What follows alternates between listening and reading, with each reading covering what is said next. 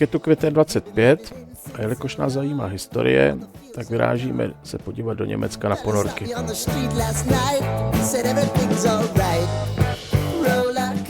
Záměrně říkám na ponorky, protože budou 3. A abych to nekomentoval sám, tak mi pomůže ještě Jenda.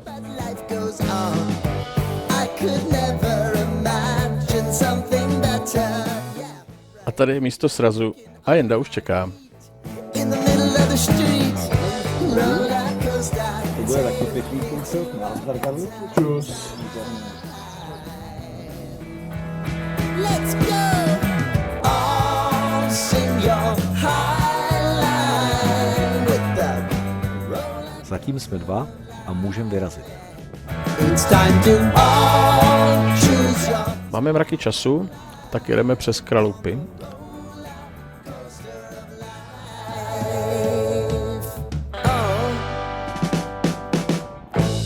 You seem to easily forget. Tady se máme potkat s Márou, ale v práci mu to úplně nevyšlo. Dotankujeme a jedem čekat na nějaký místo, kde se bude lépe čekat. Nejlépe u jídla. Don't bitch and moan about it, please. No, steak grill, to je dobrý, to mám rád. Tak na papáno a Mára už je tady. You gotta get both hands around it and make your own plan. Momentálně najíždíme na dálnici a krásným českým středohořím jedeme směr Berlín.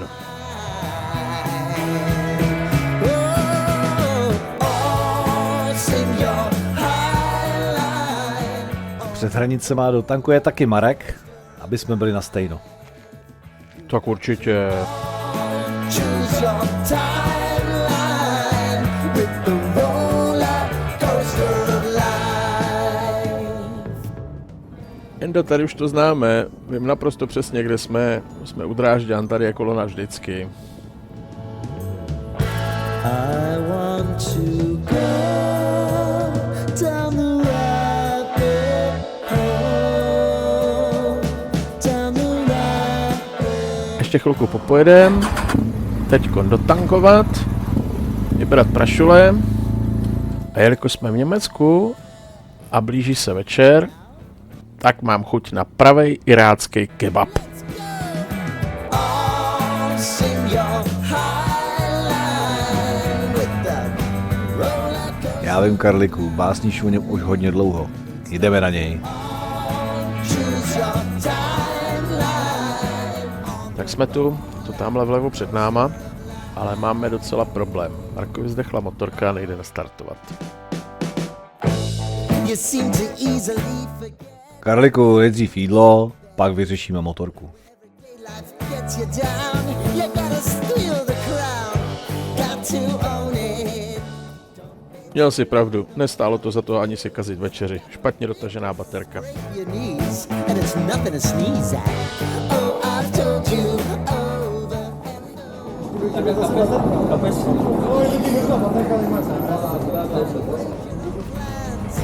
Roller coaster, it's taking over. It's about time. Vidíte to? Ten člověk váže tašku ke sloupu. To snad bude terorista? Tráme, ale nenápadně.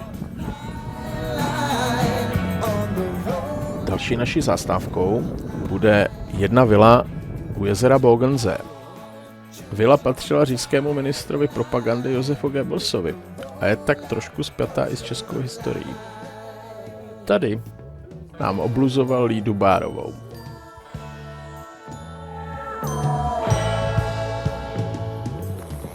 Bogense stojí socha, To hodně zarostlý, no. děvčete a hocha.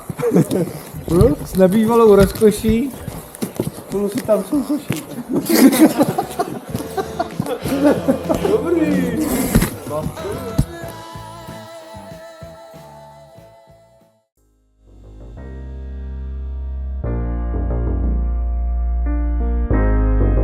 Kousek za Bogense jsme našli krásný plácek na spaní.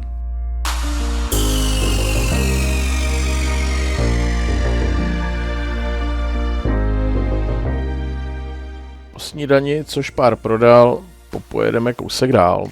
A to pojedeme směr Peenemünde.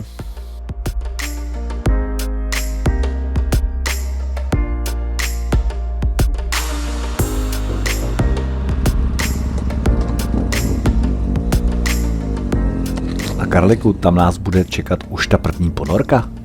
Jo, přesně tak. U-461 Juliet. Raketová ponorka, která sloužila na Baltu.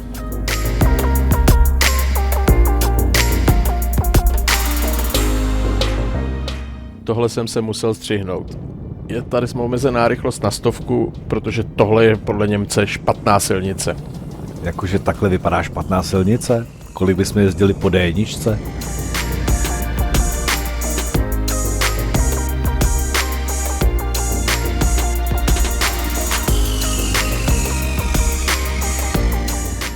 Tak to bych asi neřešil a nechal to vejít. Nicméně, jedeme dál a už se těším na Peenemünde.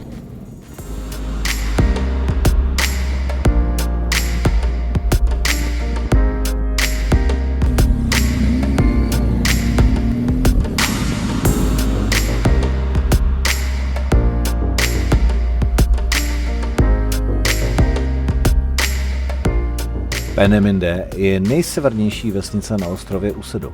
V roku 1936 říšské ministerstvo letectví se zřídilo raketovou střelnici a probíhal zde vývoj nacistických zbraní odplaty, včetně rakety V2. Začínám mít hlad, tak co kdybychom zajeli k moři a dali v oběd? No ale ať to stojí za to a koukej se snažit.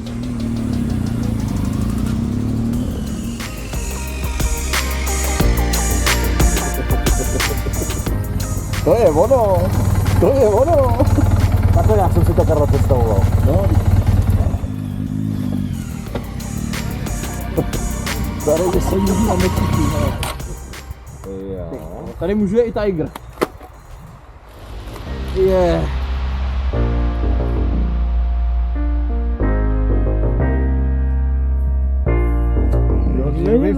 Není tady žádný horko, ale to jsou některý tady jsou i v plavkách, no. Na to si vzpomínám dobře, když jsem tu byl naposledy. Furt jdeš a furt je to po kolena.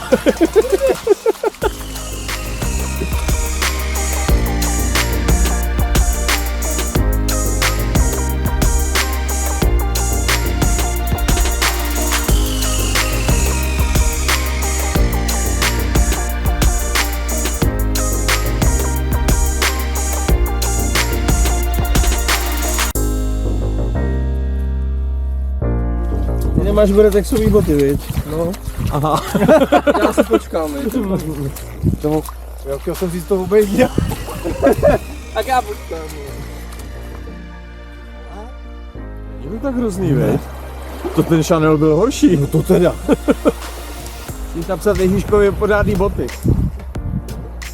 No proti kanálu La Manche, ty vole, to úplně proti, no, a oproti Saint-Tropez? No ono to je. Ono je. No tak když nemá nepromokavý boty, jo. A do Prahy. Je. No tak to je moc. Je to dobrý, děkuji.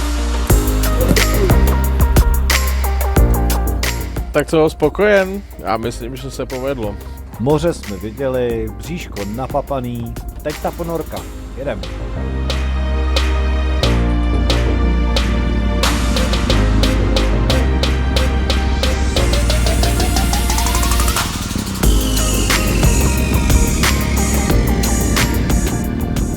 Bohužel k naší smůle je hlavní areál zavřený, tak přejíždíme dozadu na parkoviště a holt k ponorce půjdeme pěšky.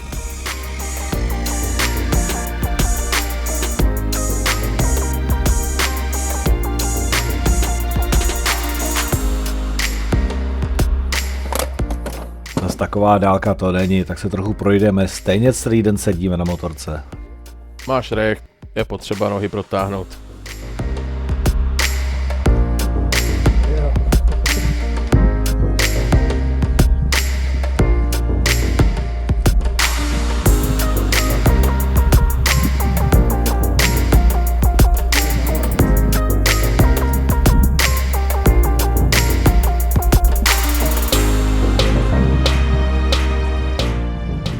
Tak to je ona, U-461. Představoval jsem si ji trošku v lepší kondici. No, to teda.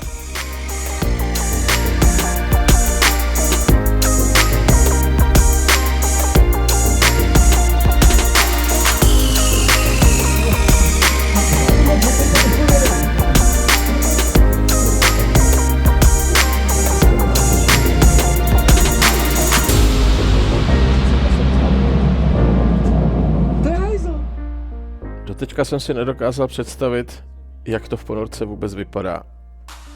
Opravdu nic pro klaustrofobiky. Vůbec nechápu, jak tady mohl někdo existovat.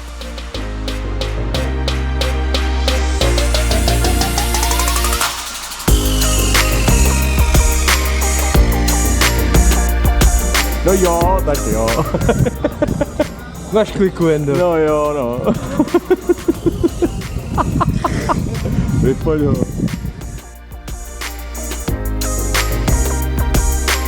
Když jsem v práci řekl, že jedu na Rujánu, všichni chtěli, abych jsem se vyfotil u jejich proslulých lehátek.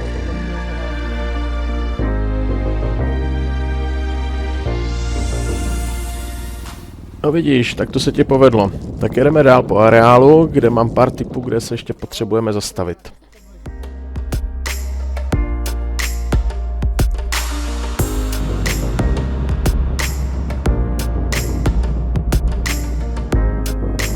Tak Joši, mám pro vás překvapení. Když jsem doma seděl nad mapou a plánoval tuhle cestu, tak jsem nechtěl, aby jsme jeli dvakrát tou samou cestou na Rujánu a našel jsem tenhle přívoz.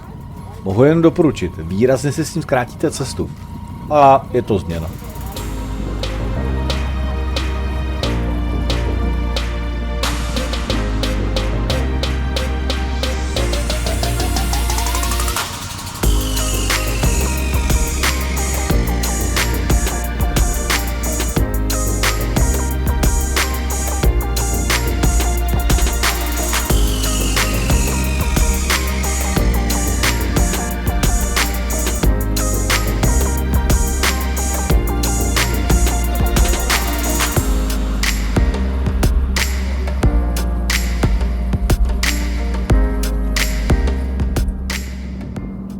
Můžu si pomoct, ale tohle je prostě paráda.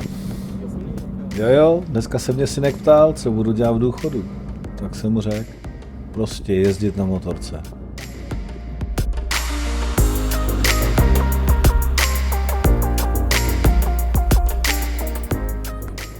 A máme tady další dílčí cíl naší cesty.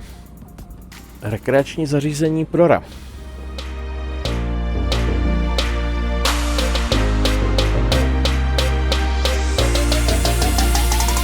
Jak jsme se o tom před jízdou bavili, trochu jsem si něco o tom přečetl. Tento kdysi 5,5 km dlouhý objekt sloužil k rekreaci běžných občanů Třetí říše. Přesně tak, Jendo. Akorát bych dodal, že ta rekreace byla silně organizovaná a silně sledovaná. Už mám další přirovnání. Jako D1, myslíš jako naše ROH? Jo, soudruzi nemuseli nic vymýšlet, stačilo to jenom skopírovat.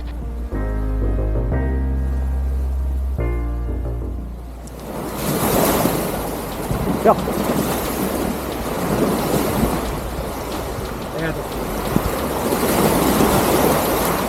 No.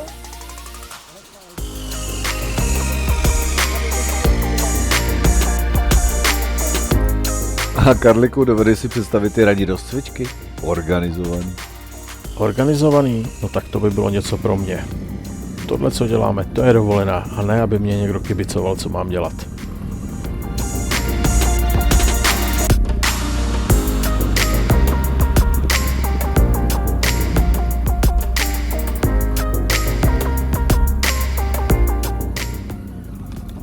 Zdrželi jsme se slabou hodinku a směle vyrážíme směr Stralsund.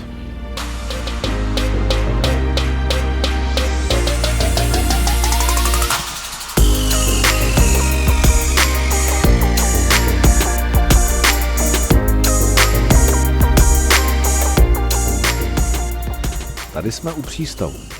Zde kotví loď Gorschfock. Je to bývalá německá trojstěžňová cvičná plachetnice, vyrobená v roce 1933. Plavidlo přežilo druhou světovou válku, po které bylo zabráno jako válečná reparace Sovětským svazem. Původní Gorschfock se po rozpadu Sovětského svazu plavil pod ukrajinskou vlajkou. V roce 1990 byla loď pro nedostatek prostředků nezbytných její opravě ponechána v britském přístavu. Nakonec se jí podařilo získat sponzory a přepravit ji zpět do Stralsundu. Dodnes je možné vidět její sovětské přejmenování na Taváriš. Musím říct, že jsme viděli nádherný kus historie.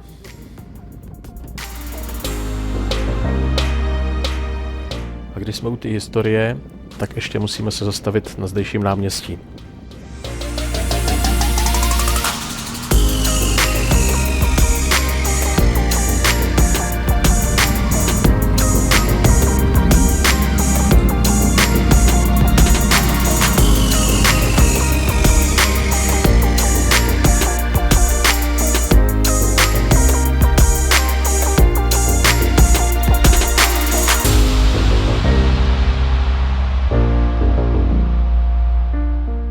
Musím říct, že se mi moc líbilo. Ale už mi z toho nějak vyhládlo, takže potřebujeme se někde najíst. Nebo mám hlad jenom já? Já jsem, Karle, plný dojmů, ale něco malého by se do mě vešlo.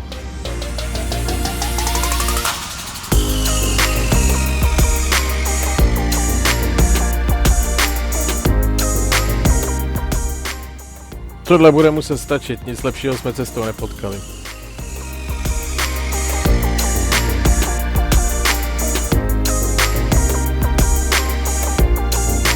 Den se chýlí ke konci, takže je čas najít si něco na spaní. Na mapě jsem viděl slibně vypadající lesíček.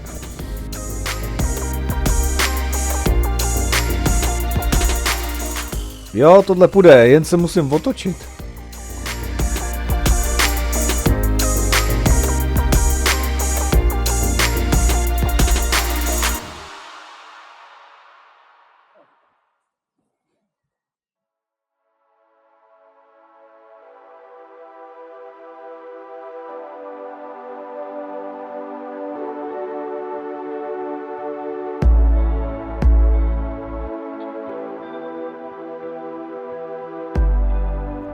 Máme tu 3. ráno a uvidíme věci nevídané. Karliku, tohle si musím vyfotit, to už jsem dlouho neviděl.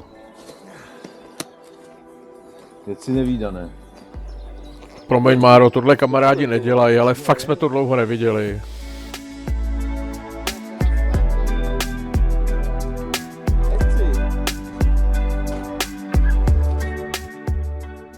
Ještě kontrola, aby po nás nic nezbylo a můžeme vyrazit. Dnes máme namířeno do Kielu, kde nás čeká U995.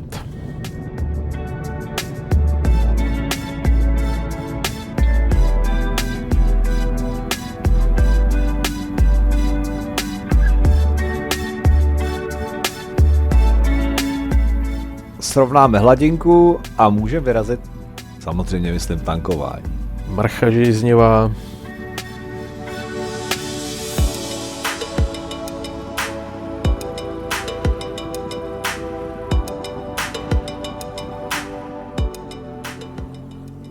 Odjíždíme a jak se blížíme ke Kielu, tak nám přestává přát počasí, no.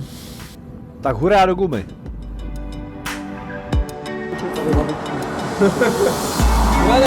Jak jsi spíte tady? Mně se to začalo líbit, Nevím, co se ti, Máro, na tomhle může líbit, a naštěstí je to jenom přehánka a dojíždíme do cíle. Tady ji máme, U995.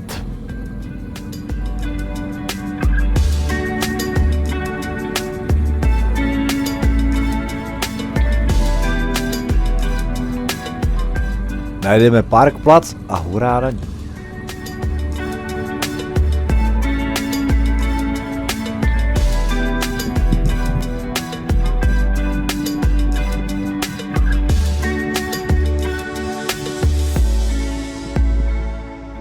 Moc se na ní těším.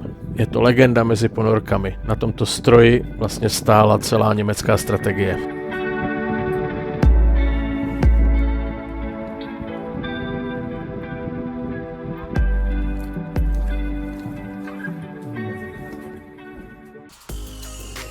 Jak už jsem řekl, nacházíme se na německé ponorce typu 7C, což byla páteř německé Kriegsmarine. Konkrétně tato byla spuštěna na vodu v roce 1943. Při svých operacích potopila 6 lodí. 9. května se vzdala.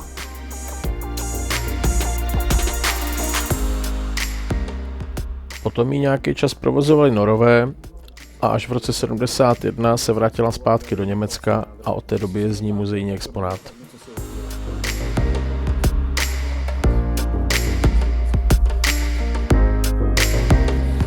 Jako pěkný, moc pěkný. No, a když to ještě dneska stihnem, což bych byl strašně rád, tak by nás měla čekat ponorka typu 21, která je zhruba dvakrát taková jako tohle. No co vám budu vyprávět, nestihli jsme. Při pohledu na hodinky a vzdálenost, která nás čekala, bylo jasný, že to nedáme. Tak jsme si to natáhli tady. Je to nádherný kus železa. A ještě když to má tu historii, je to fakt z toho cítit. Díky.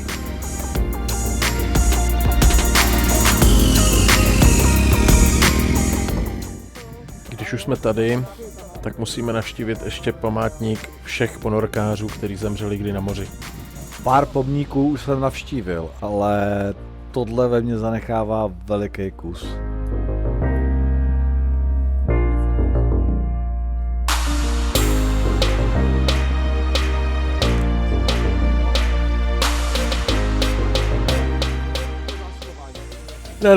Ne, už zase. Tentokrát je to i s pískem. Autentický. Rozumíš? Musíš.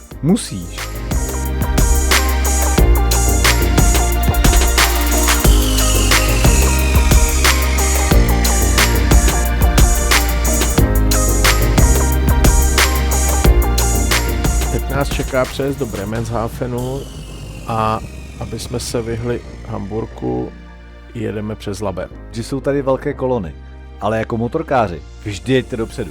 Nikdo vás neosočí, bude to vždycky v pohodě.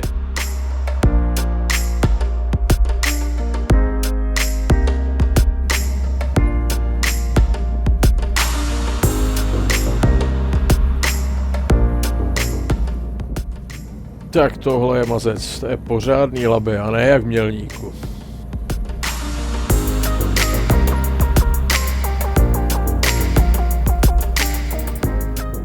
Tento přívoz je asi tak na 20 minut. Bez spodu, podpalubí, mají krásnou kantýnu, takže dáme páreček a uvidíme.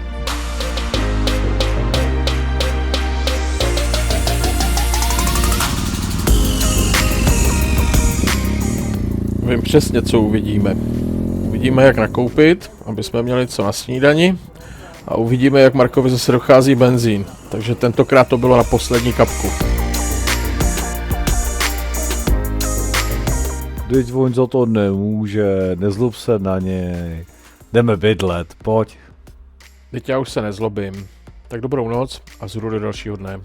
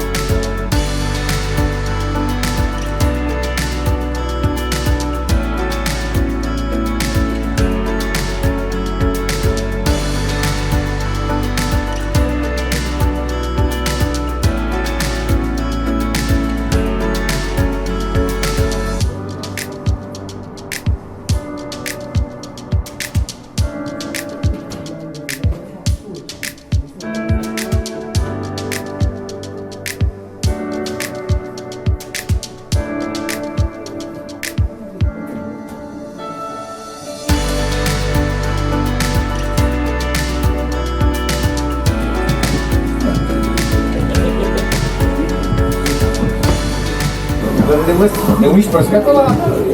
Takhle se proskakuje.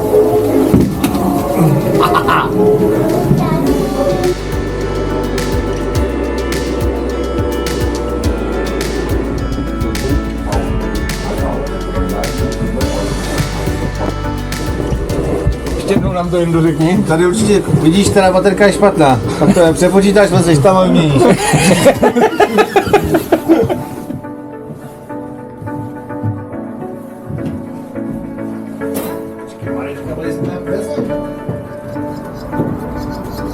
Neblokujeme. Už to tady bylo vychytanější, ty kajutky a všechno, veď. To vypadalo, že to, už je to dalo, že se tam dá žít. Jako, no, tak nějak, no.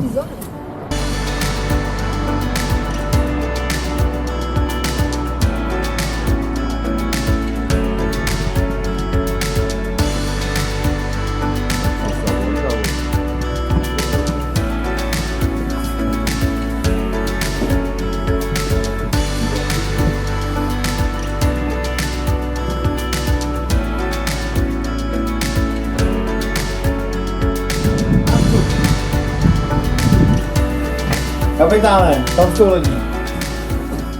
Ne, nejdřív vzad, to my jsme nabourali. Kolko? 30. Čeho 30? Čeho kolko? Aha.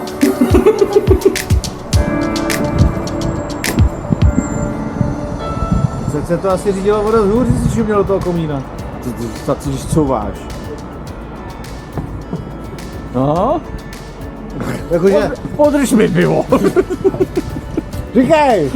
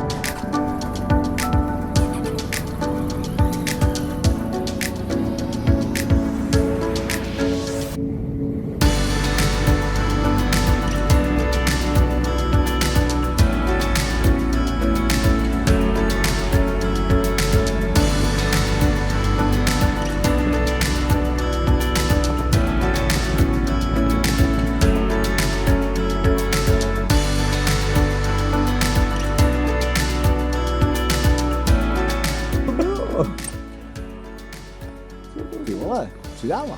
Co? Peštíček přidá fakt? Ne. Jde to přes sebe. Dobrý.